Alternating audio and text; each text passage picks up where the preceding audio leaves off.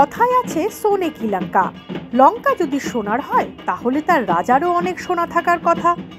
ভরা চৈত্রের দুপুরে হুগলির তৃণমূল প্রার্থী রচনা বন্দ্যোপাধ্যায়ের প্রচারে হঠাৎ দেখা মিলল রাবণ থুরি লঙ্কা রাজার।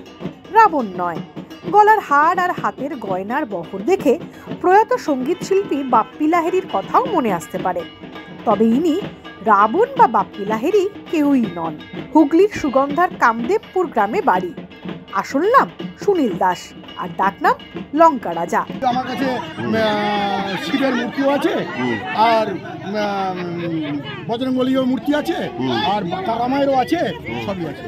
নিছক শখে তাল তাল সোনা পরে ঘোরেন, তাতেই সার্থক তার নাম। পেশায় ব্যবসায়ী, চাষবাসও করেন বটে। এত সোনা পরে ভয় করে না? উত্তরে কি বললেন লঙ্কা রাজা? ভয় করবে কি, আমি তো অরিজিনাল ভাবে আমি পড়ি। চুরি ছিনতাইয়ের ভয় নেই? না না, যদি আমাকে যেভাবে লোকে ভালোবাসে, তাহলে আমার যদি কেউ নিয়ে চলেও যায়, আবার বাড়িতে এসে দিয়ে যাবে। আমি সেরকম লোকের সঙ্গে মিশি না।